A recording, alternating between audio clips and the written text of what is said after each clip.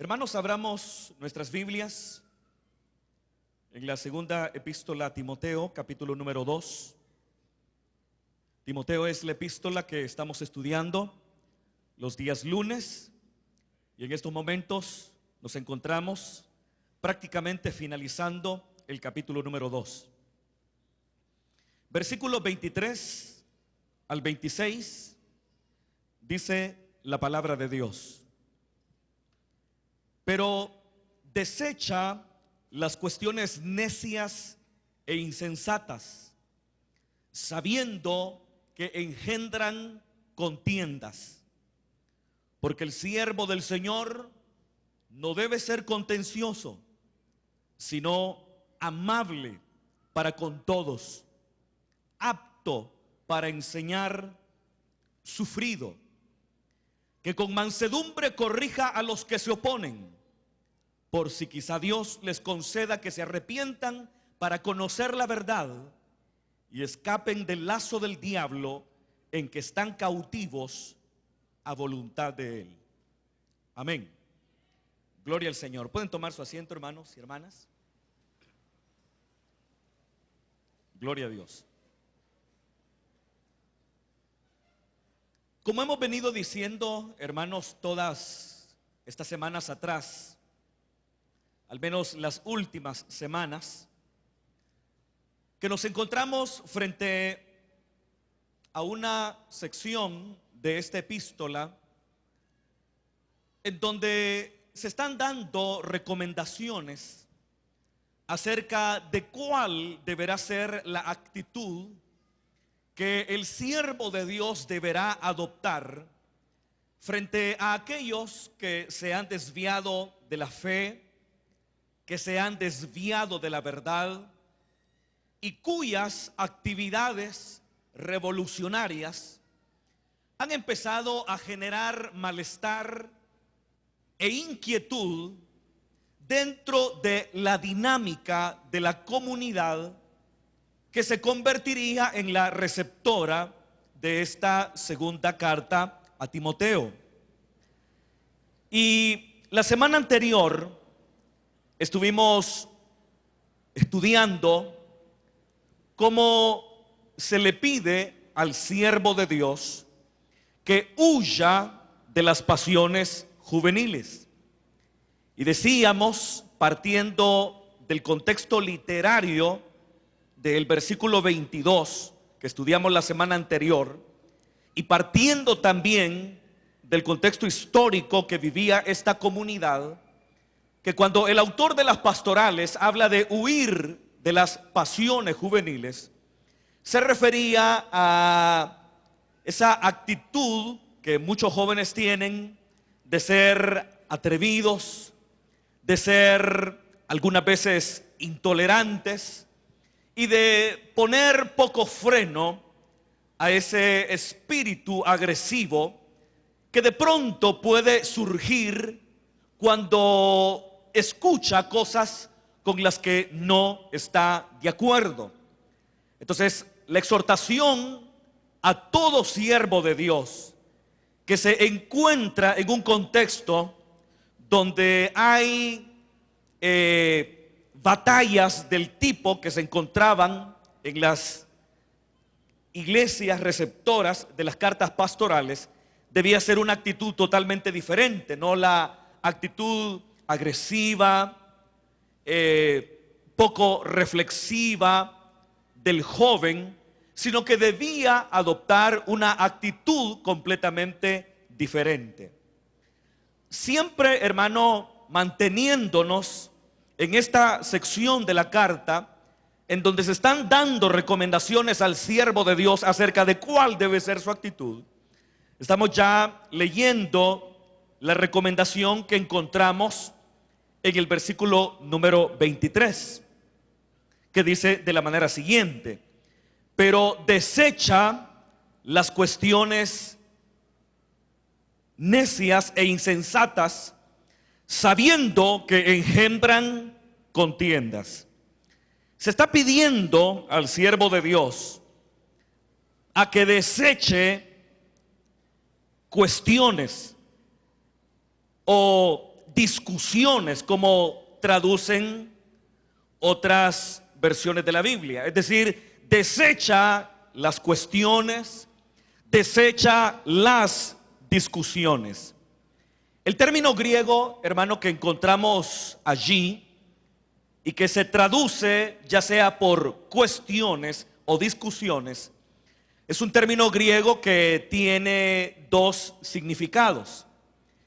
El primero de ellos tiene que ver con el tema de investigar, de buscar la verdad de un asunto. Y por ejemplo, si usted recuerda, cuando Festo sucedió a Félix, que era procurador de Cesarea, recuerde que el apóstol Pablo, de acuerdo al relato de los Hechos de los Apóstoles, cayó preso, según nos lo narra el capítulo 21 de ese mismo libro.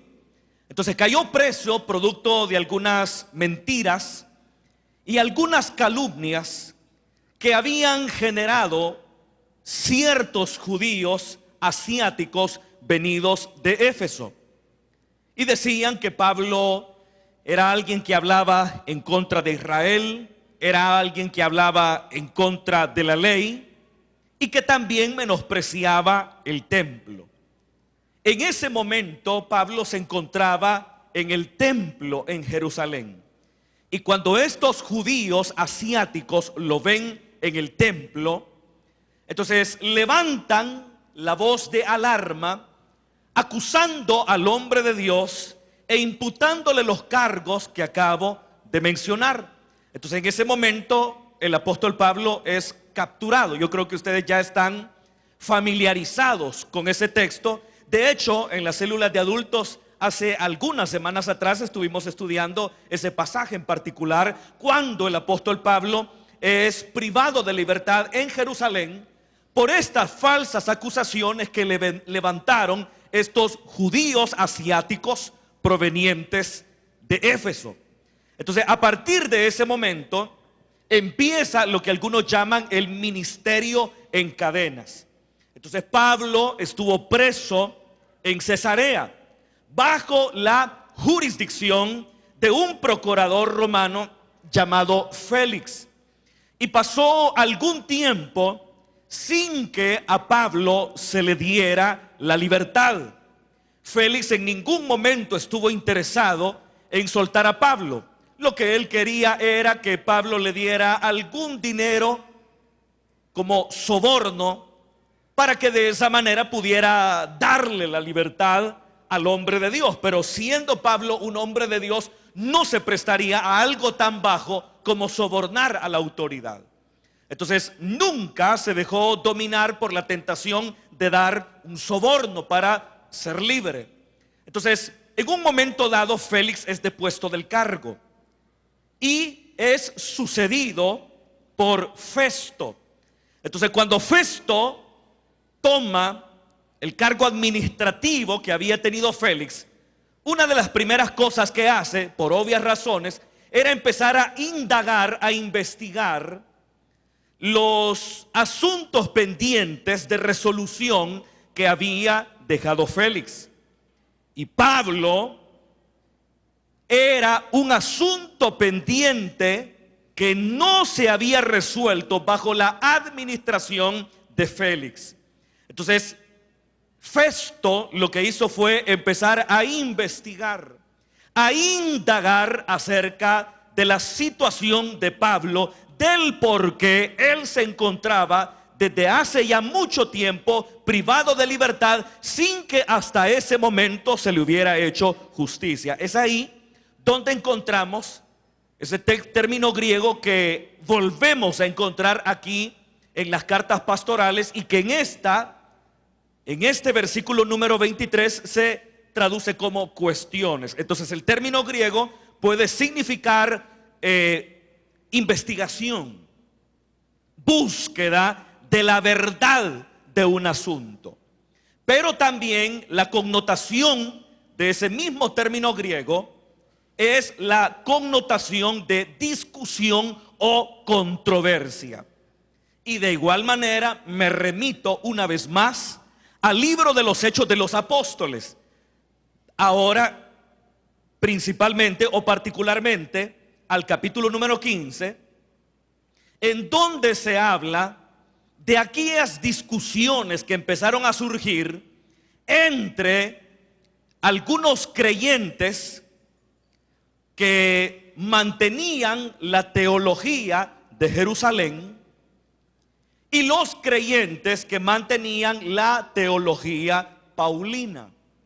Entonces empezaron a surgir controversias muy fuertes entre creyentes. En este caso, los creyentes jerosolimitanos, es decir, los creyentes provenientes de la tradición teológica de Jerusalén, y los creyentes y autoridades provenientes de la tradición paulina, de la salvación por la fe.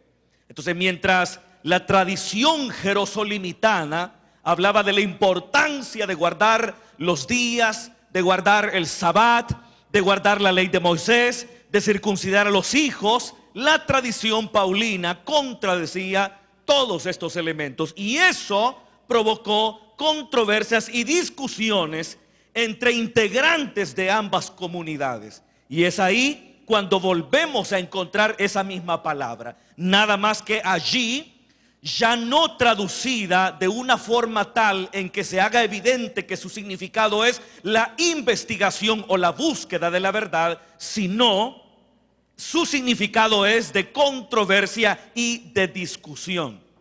Entonces, pero aquí el autor de las pastorales está escribiendo al siervo de Dios para que deseche las cuestiones necias e insensatas. Obviamente el llamado que el hombre de Dios está haciendo no es a desechar cualquier tipo de cuestión o de discusión, ya que hay algunas cuestiones y algunas discusiones que no necesariamente son malas. Por ejemplo, vamos a mencionar algunas. Obviamente también hay discusiones y cuestiones que son malas, y ya lo vamos a analizar. Pero cuando el autor de las pastorales escribe al siervo de Dios que deseche esas cuestiones, ciertas cuestiones, que deseche ciertas discusiones, tendremos que decir, en honor a la verdad y al equilibrio, que no está pidiéndole que deseche absolutamente todas las discusiones. ¿Y de qué puedo partir para afirmar que el autor de las pastorales está diciendo o escribiendo al siervo de Dios que deseche, pero solo cierta clase de discusiones? La respuesta la podemos encontrar en los escritos del Nuevo Testamento. Y los escritos del Nuevo Testamento hacen evidente que la iglesia cristiana primitiva fue una iglesia que no estuvo exenta de discusiones y de controversias dentro de su seno. Por ejemplo, la discusión que había entre la tradición jerosolimitana. Esa palabra lo que quiere decir es de Jerusalén. Entonces, por un lado, en el Nuevo Testamento y particularmente en la carta a los Gálatas, que es una carta auténticamente paulina, y también en el libro de los Hechos de los Apóstoles, particularmente en el capítulo número 15, se evidencia una controversia entre creyentes cuya tradición teológica es diferente. Es decir, por un lado, la tradición jerosolimitana, que seguía sosteniendo la importancia de guardar la ley de Moisés, de guardar los días, de circuncidar a sus hijos varones al octavo día. Y por otro lado, aquella tradición teológica a la cual el apóstol Pablo se había adherido y que era predicada donde quiera que él realizaba su trabajo misionero. Porque cuando Pablo empezó a predicar y desarrolló su ministerio como misionero, como apóstol, él tuvo un entendimiento distinto acerca de la persona de Jesús y llegó a entender que la salvación era por fe, era por gracia y no por las obras de la ley. Y eso lo creemos nosotros. Pero habían creyentes de corte jerosolimitano que no compartían ese sesgo teológico del apóstol Pablo. Entonces llegó el momento en que la controversia fue tan grande que incluso el apóstol Pablo tuvo que viajar hacia Jerusalén, estando él en ese momento desarrollando su ministerio apostólico en Antioquía. Estando en Antioquía, esto está en la carta a los Gálatas, usted lo puede leer sin ningún problema. Pero estando en Antioquía, Pablo es enviado junto con otras personas a manera de delegación a Jerusalén para que ventilaran ese problema que estaba ya generando malestar entre creyentes. Y en esa delegación iba Pablo y también iba incluso Tito. Entonces, cuando nosotros leemos las discusiones que se generaron entre ambas tradiciones, nosotros concluimos, partiendo de Hechos, capítulo número 15, que las discusiones no fueron tan acaloradas y que casi de manera inmediata logran un acuerdo. De hecho, ese acuerdo se presenta más o menos con estas palabras: nos ha parecido bien a nosotros y al Espíritu Santo determinar esto, esto y esto a los gentiles que se convierten, que se abstuvieran de fornicación, que se abstuvieran de la idolatría, que abstuvieran de ahogado. Entonces, cuando uno lee cómo se discutió en Jerusalén ese tema que dividía a ambas tradiciones dentro del cristianismo primitivo, uno queda con la sensación de que esa discusión fue una discusión bastante agradable, de la que fácilmente salió una resolución positiva. Sin embargo, cuando nosotros leemos la versión de Pablo mismo acerca de ese mismo suceso, resulta que el diálogo entre ambas posiciones teológicas en Jerusalén no fue tan agradable. Incluso dice en la carta a los Gálatas que los hermanos creyentes de Jerusalén quisieron obligar a Tito a que se circuncidara. Es decir, que la postura de los creyentes jerosolimitanos en este aspecto en particular era una postura tan radical que, aún siendo Tito junto con el apóstol Pablo una delegación que había sido enviada de la iglesia de Antioquía con el propósito de resolver esas controversias que estaban dividiendo a ambas comunidades, la radicalidad de estos creyentes jerosolimitanos fue tal que empezaron a presionar y casi obligar a que Tito se circuncidara. Y el mismo Pablo dice en la carta a los Gálatas que en ningún momento accedieron a que Tito se circuncidara. ¿Con qué propósito? Con el propósito que la verdad del evangelio permaneciera con vosotros. Pero entonces estamos viendo una controversia muy fuerte que Lucas en su relato la maquilla, porque el propósito del autor de los Hechos de los Apóstoles es mostrar una iglesia ideal, y por eso maquilla muchos conflictos reales que hubo en la iglesia. Pero Pablo, quien estuvo presente en esas discusiones, nos muestra en la carta a los Gálatas que las discusiones se tornaron acaloradas al punto que estaban presionando y queriendo obligar a Tito para que se circuncidara, mientras que Pablo se opuso radicalmente a la radicalidad de los creyentes jerosolimitanos. Pero al fin y al cabo de esa discusión salió algo positivo, porque dialogaron y al fin llegaron a acuerdos que en la carta a los Gálatas se hace evidente con el estrechamiento de manos entre Pablo, Pedro y Jacobo.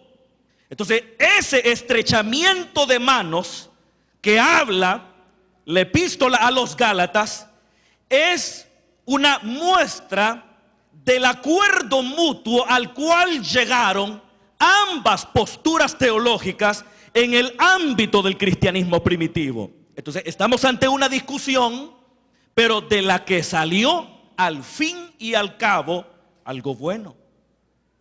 Entonces no fue una discusión necia, no fue una discusión tonta, como se menciona el versículo número 23, que la palabra necio es una palabra que se puede traducir por tonto, sino que fue una discusión. Estoy hablando de la discusión de la iglesia antioquena y la iglesia jerosolimitana. Fue una discusión que, si bien es cierto, fuerte y que llegó a puntos álgidos, no obstante, ambas posiciones supieron ceder de manera tal que llegaron a acuerdos que lo único que trajeron fue beneficio para la obra del Señor. Eso es entre la tradición jerosolimitana y la tradición antioquena, es decir, la iglesia de Antioquía, donde Pablo en ese entonces era misionero. Hay algunos, incluso eruditos, algunos teólogos, que ven los relatos del discípulo amado. Usted sabe que el discípulo amado es una figura misteriosa que se nos presenta en el cuarto evangelio. Y algunos consideran que los relatos donde aparece el discípulo amado, que por cierto solo aparecen en el cuarto evangelio, son relatos que detrás evidencian una controversia entre la teología del discípulo amado y el apóstol Pedro. ¿Por qué se lo menciono? Porque si usted lee los relatos en el cuarto evangelio, en donde se nos habla del discípulo amado, usted notará que siempre el discípulo amado está junto con el apóstol Pedro. Siempre están juntos. Pero una de las características de estos relatos es que siempre el discípulo amado supera en todo al apóstol Pedro. Por ejemplo, en la última cena, cuando Jesús habla de quién lo entregaría, el discípulo amado es el único que sabe quién es el que entregará a Jesús. Se encontraba en ese momento recostado en el costado del maestro y Jesús dice: uno de ustedes me entregará. Y Pedro, que está allí en esa cena, no sabe quién es y le hace señas al discípulo amado. Y el discípulo amado le pregunta a Jesús: Señor, maestro, ¿quién es? Y Jesús le dice: a quien yo diere el pan mojado. Y luego moja el pan y se lo da a Judas, e inmediatamente Judas sale de en medio de la reunión. Y mientras todos creen, incluyendo a Pedro, que Judas ha salido a comprar algo que estaba pendiente, el discípulo amado sabe bien lo que está pasando. Cuando Jesús es capturado, todos huyen, incluso el apóstol Pedro. Pero el único que permanece al pie de la cruz es el discípulo amado. Cuando María Magdalena relata acerca de la resurrección de Jesús, inmediatamente empieza a correr Pedro y el discípulo amado. Quien corre más rápido es el discípulo amado. Pedro se queda atrás y llega hasta la boca de la tumba Pero hasta ahí se queda el discípulo amado. Sin embargo, Pedro entra y tras él el discípulo amado. Pero el único que cree que Jesús ha resucitado en ese relato es el discípulo amado y no Pedro. Cuando Jesús resucitado se presenta a sus apóstoles y estos, o a sus discípulos, y algunos de ellos se encuentran pescando y están a cierta distancia de la playa del lago de Genesaret, resulta que Jesús está en la playa y el único que lo alcanza a reconocer es el discípulo amado y no Pedro, quien está en la barca. Entonces algunos consideran que los relatos del discípulo amado son relatos en los que subyace una posible controversia que existía en el cristianismo primitivo entre la comunidad del discípulo amado, que tenía su sede en Éfeso y que estaba estructurada por creyentes jerosolimitanos que habían huido de la caída de Jerusalén en el año 70, la controversia entre ellos y la controversia entre Simón Pedro. Pero tenemos un capítulo 21 en donde Pedro y el discípulo amado son puestos al mismo nivel. Es decir, hubo una reconciliación entre ambas posiciones. Las mismas cartas pastorales nos muestran una recomposición de la teología, porque recuerde que las cartas pastorales son cartas que pertenecen a la segunda generación de cristianos. ¿Y cuándo empieza la segunda generación? Del año 70 en adelante. Y la comunidad o las comunidades que eran receptoras de las cartas pastorales eran comunidades que estaban constituidas por creyentes de tradición paulina y por creyentes de tradición jerosolimitana, pero que habían llegado a fusionarse y a adaptarse, y lo mejor de la una había sido aportado junto con lo mejor de la otra. Aquí notamos entonces, partiendo de estos tres ejemplos, la controversia jerosolimitana con Antioquía, la controversia posible entre el discípulo amado y el liderazgo de Pedro, y también las posiciones paulinas y jerosolimitanas en las cartas pastorales. Entonces, ¿esto qué quiere decir? Que no necesariamente toda discusión es mala. ¿Me está oyendo, hermano? No necesariamente toda discusión es mala. Algunas veces podemos entender un pasaje de la palabra del Señor de manera diferente a otro creyente. Nunca en la historia de la iglesia entendió siempre lo mismo con respecto a lo mismo. Es decir, dentro de la iglesia cristiana, y eso incluye la iglesia apostólica, la iglesia primitiva, siempre hubieron formas de entendimiento diversas con respecto a la persona de Jesús. Y eso se hace evidente leyendo el Nuevo Testamento, se hace evidente leyendo los evangelios sinópticos, se hace evidente leyendo el cuarto evangelio, se hace evidente leyendo las cartas pastorales, que dentro del cristianismo primitivo habían diferentes tradiciones, diferentes posibilidades de entendimiento de Jesús de Nazaret, y en algún momento estas posibilidades de entendimiento chocaron entre sí, pero que supieron dialogar, supieron ponerse de acuerdo para que al fin y al cabo de esas discusiones surgiera algo bueno. Entonces, no necesariamente todo intercambio de opiniones es malo, porque nosotros aprendemos de otros también. Lo malo es, hermano, cuando usted cree que tiene la verdad, ¿verdad? Cuando usted cree que tiene la verdad absoluta y que usted entiende la Biblia en la única manera en que ésta puede ser entendida. Es decir, y si alguien la entiende de manera diferente, entonces es un hereje, es un apóstata, es un hijo de las tinieblas, que no tiene al Espíritu, quien es quien nos guía hacia toda verdad. Una persona así es una persona que está totalmente desfasada, porque nunca entre los siervos de Dios que se nos presentan en la Biblia hubo tal posición. Entonces, entre creyentes, y hablo entre creyentes, podemos aprender.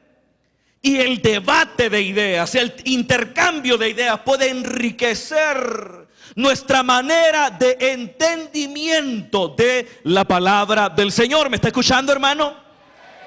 Y nosotros como creyentes latinoamericanos no nos gusta eso, porque algunas veces también somos radicales y pues empezamos a ofender a medio mundo cuando no están de acuerdo a nosotros.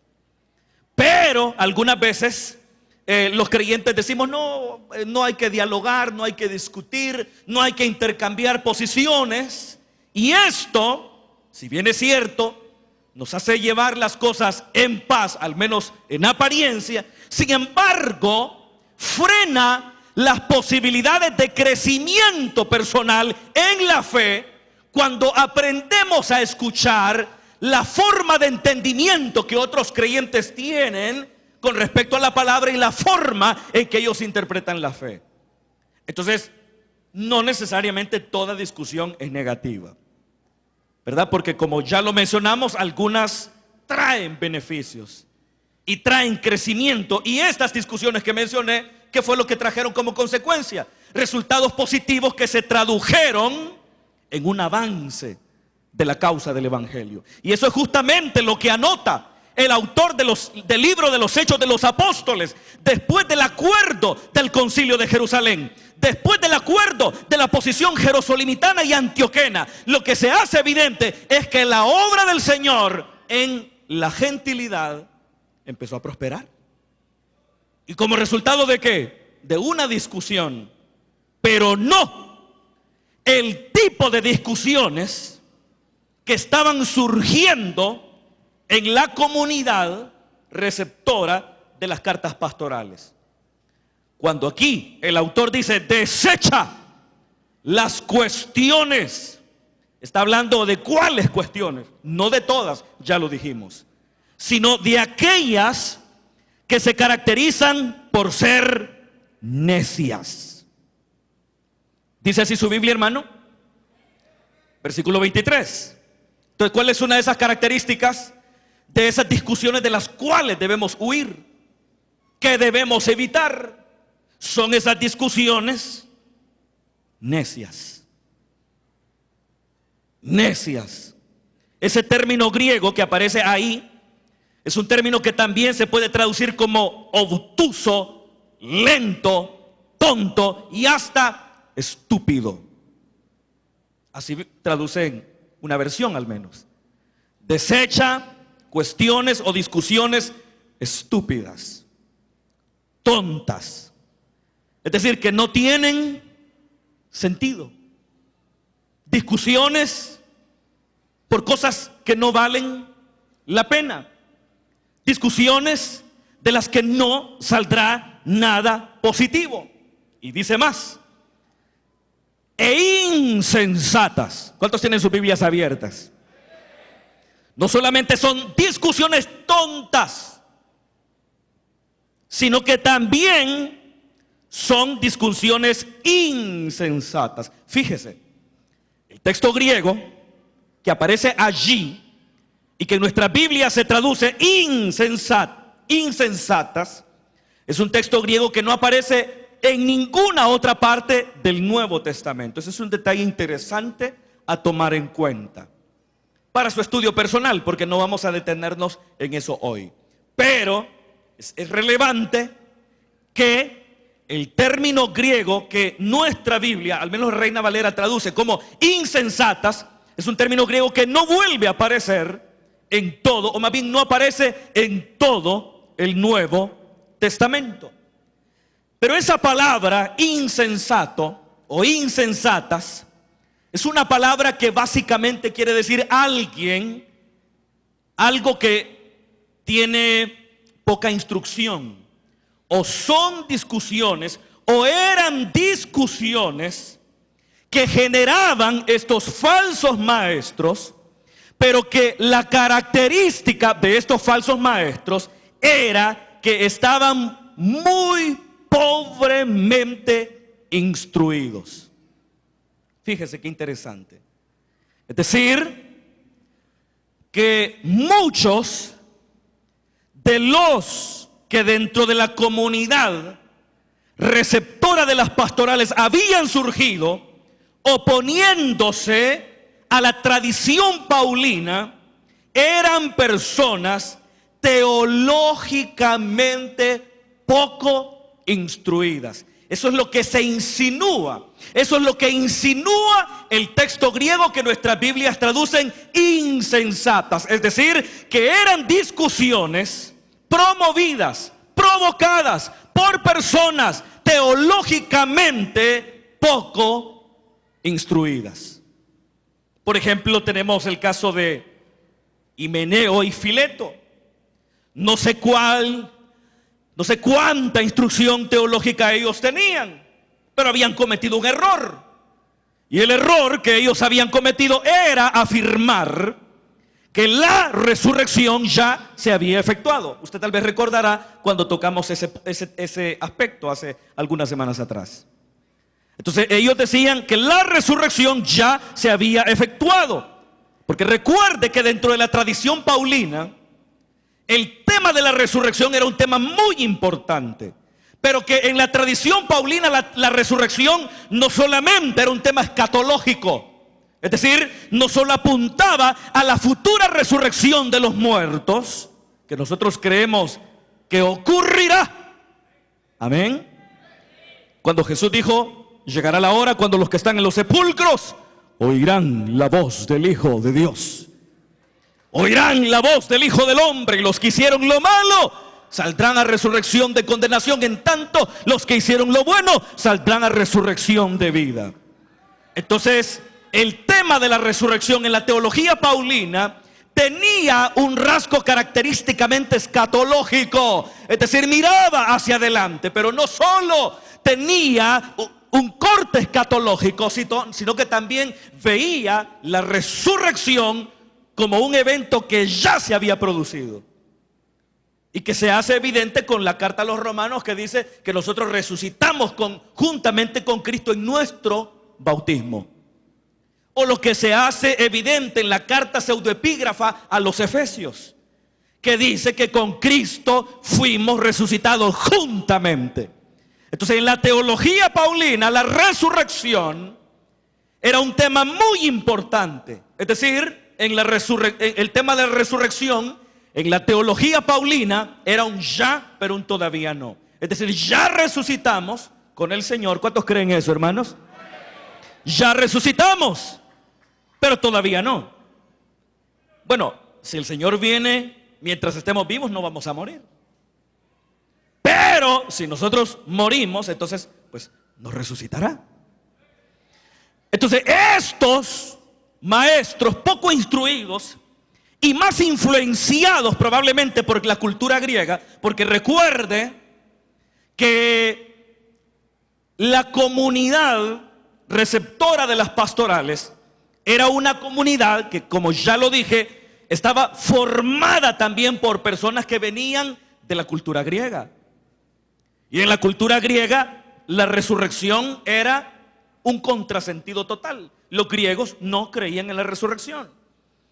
Entonces, posiblemente la poca instrucción de Himeneo y Fileto hizo que no entendieran bien el ya y el todavía no de la resurrección en la teología paulina, y que adaptaran el tema de la resurrección a la cultura helenista que no creía en una futura resurrección. Entonces, lo que podemos decir es que eran personas poco instruidas, y que empezaron a levantar su voz y a contradecir la tradición paulina. Y se armaban discusiones muy fuertes. Eso es lo que se hace evidente en todas las pastorales. En 1 Timoteo, en Tito y también en 2 de Timoteo. Que lo que había allí eran discusiones acaloradas. Pero discusiones que, como dice el versículo 14 que estudiamos hace varias semanas atrás, lo único que trae es perdición para los oyentes y no aprovecha para nada. Entonces, habían discusiones, pero ¿quiénes eran los que se oponían a la tradición paulina? Eran personas con poca instrucción. Uno de los errores más grandes que quizás nosotros podemos cometer es dejar de aprender de la palabra de Dios. ¿Me escucha, hermano? Es dejar de aprender.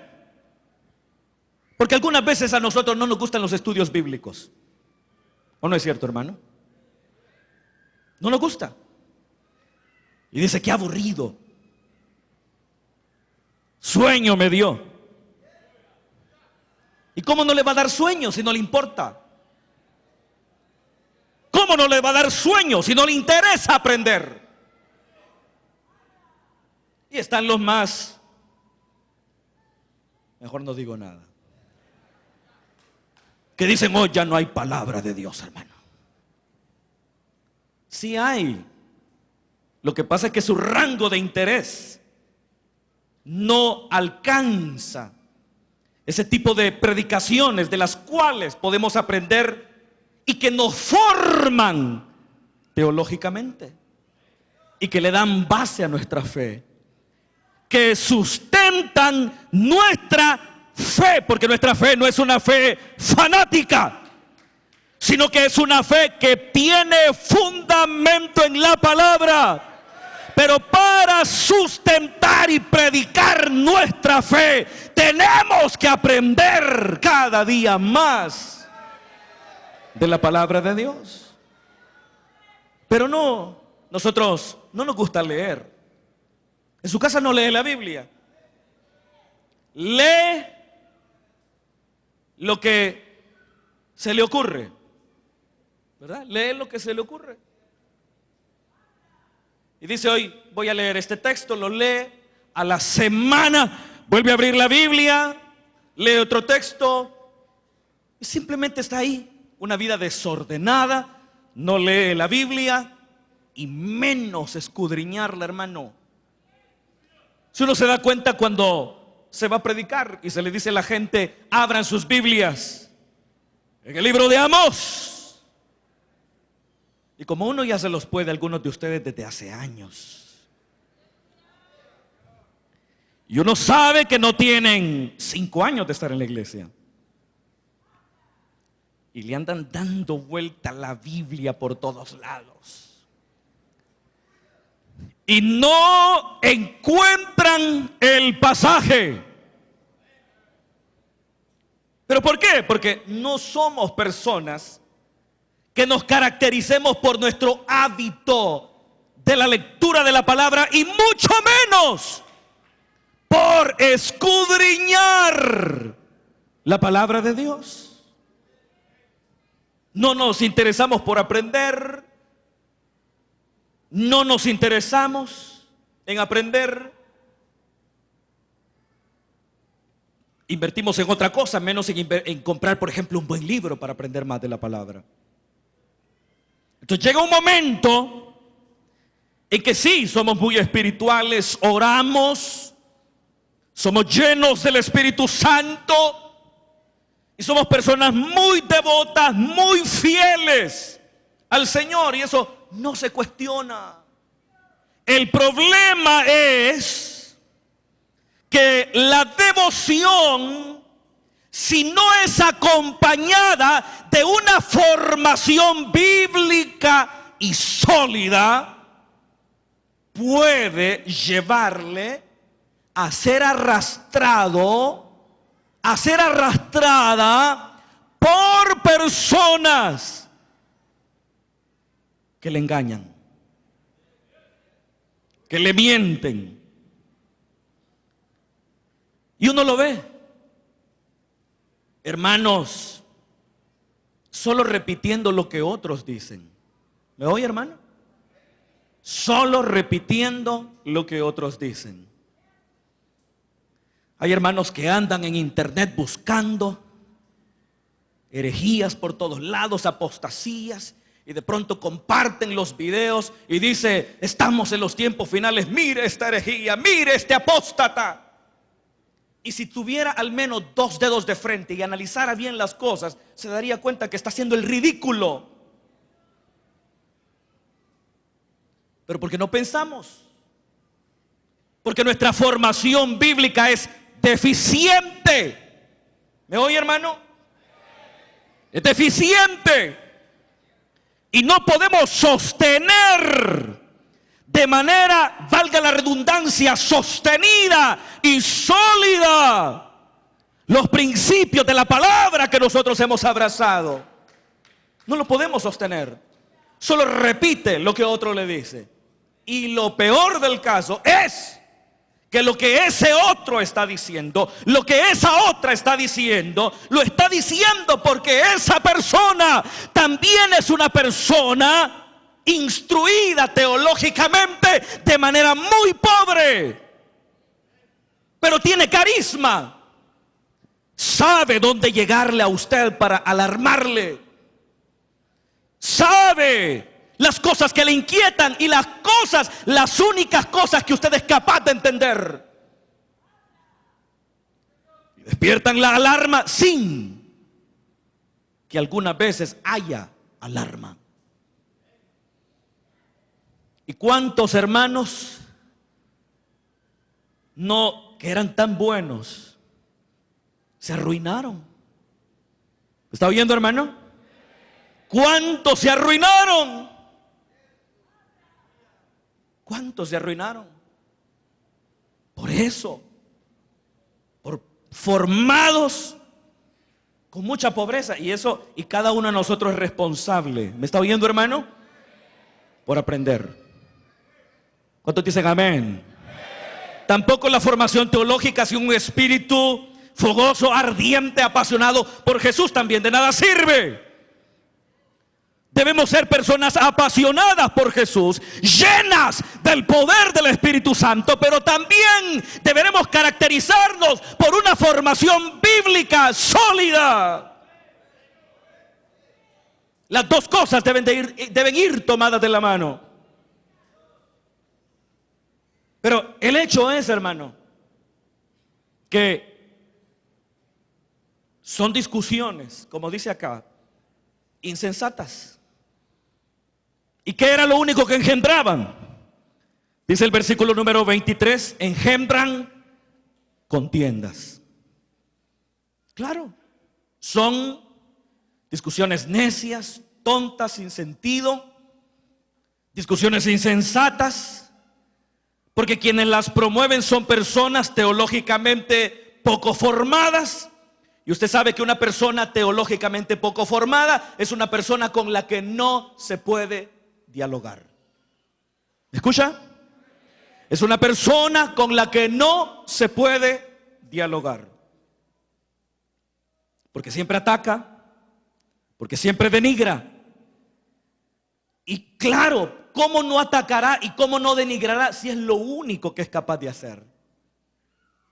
Porque no tiene otra arma, no tiene otra forma de hacer apología, de hacer defensa de su fe, que ofender, denigrar, descalificar o repetir lo que otro dijo o lo que otro escribió. ¿Me escucha, hermano? Entonces no se puede hacer nada. Entonces, ese tipo de discusiones, el escritor de las pastorales escribe al siervo de Dios y a todos los siervos de Dios que las eviten, porque lo único que engendran son contiendas. Y vuelve el tema de las contiendas, los pleitos, pero ya no ese pleito del cual salían cosas buenas, como lo que se relata en la carta a los Gálatas, en los Hechos de los Apóstoles, en los relatos de ese discípulo misterioso que se llama el discípulo amado y Simón Pedro. No son esa clase de discusiones, son discusiones insensatas, son discusiones que no aprovechan para nada, sino para perdición de los oyentes, que conducen más y más a la impiedad y que esas palabras carcomen como gangrena. Entonces dice la Biblia que eso es lo que debemos evitar. ¿Me está escuchando, hermano? Eso es lo que debemos evitar. Que Dios nos ayude, hermanos. Teníamos planeado llegar hasta el versículo 26, pero ya no pudimos. Ya en honor al tiempo ya no pudimos continuar, pero podemos aprender algunas lecciones de esto. Y una de esas lecciones es que no necesariamente toda discusión o toda investigación de puntos de vista diferentes en el ámbito de la fe es negativa. Aprendamos a dialogar entre nosotros. Amén. Recuerde que usted no tiene la verdad absoluta. Siempre podemos aprender de otras personas. Yo sigo aprendiendo. Y yo no aprendo solo de teólogos, aprendo de hermanos sencillos. Algunas veces en un diálogo con un hermano sencillo, humilde, de pronto dijo algo que sin darse cuenta, Dios me está hablando y me está instruyendo. Y me está ayudando a reforzar, a fortalecer ciertos principios de fe que necesitan ser reforzados. Entonces, no huyamos a oír entre nosotros una forma diferente de pensar. Y también lo que podemos aprender es que necesitamos cada día crecer en nuestro conocimiento de la palabra, de manera tal que nuestra formación doctrinal sea sólida. Sea sólida. Y si es sólida, hará una defensa de la fe digna. ¿Me oye, hermano? Porque hay hermanos que yo sé que lo hacen con todo su corazón y aman al Señor y aman la palabra, pero la apología que hacen de la fe es una apología que carece de instrucción teológica, carece de sensatez y está envuelta por lo que el versículo 22 dice, llena de pasiones juveniles.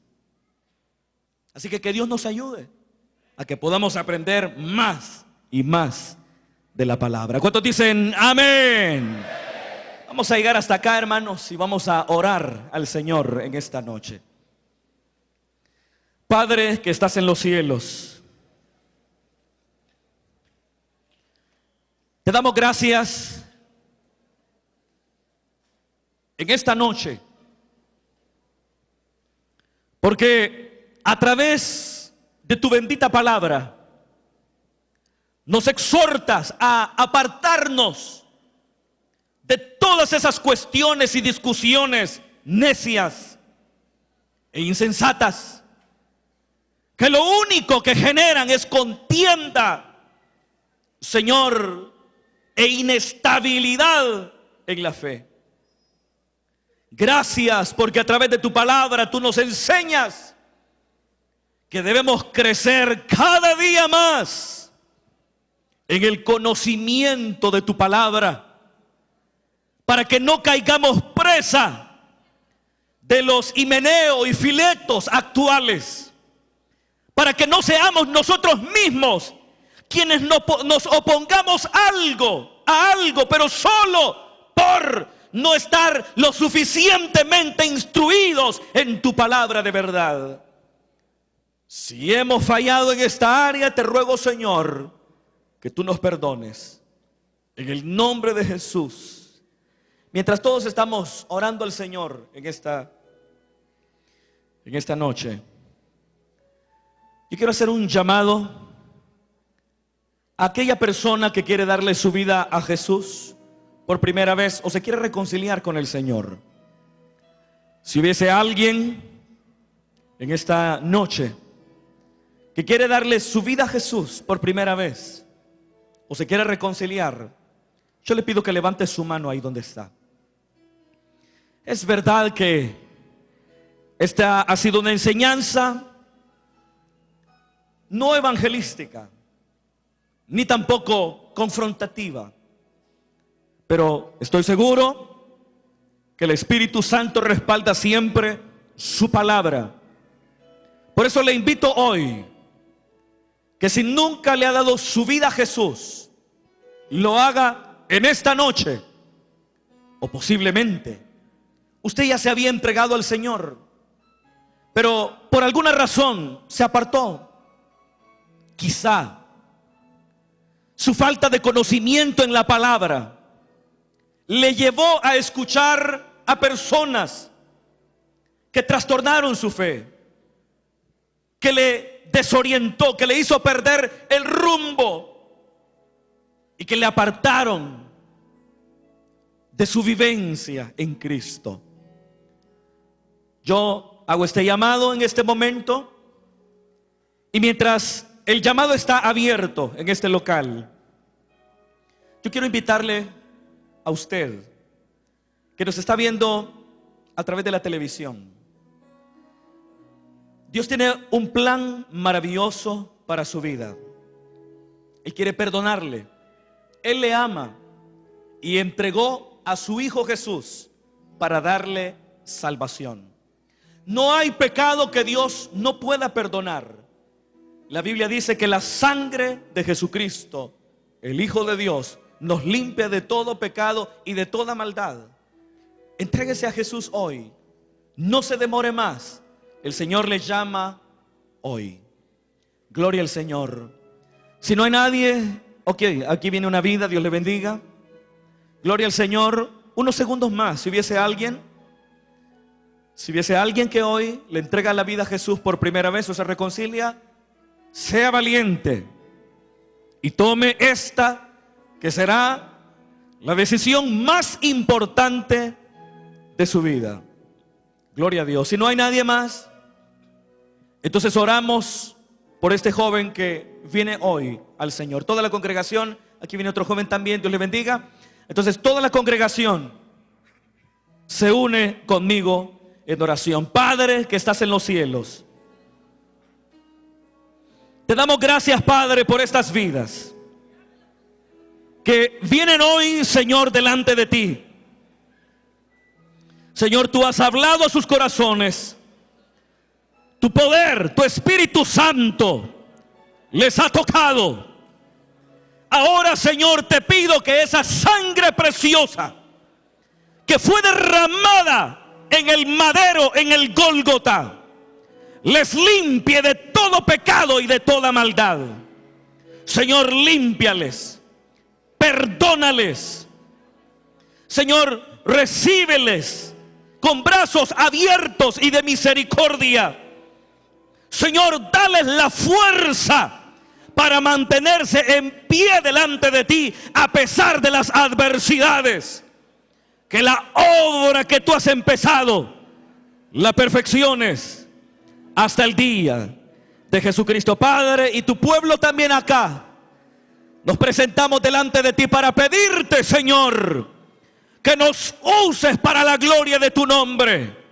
Señor, ayúdanos a escapar, a huir, a evitar, a desechar toda discusión necia e insensata, que lo único que provoca es controversia y estorbo para la fe de otros. Y ayúdanos a crecer en nuestro conocimiento de tu palabra. En el nombre poderoso de Jesús te lo pedimos. Gracias, Dios.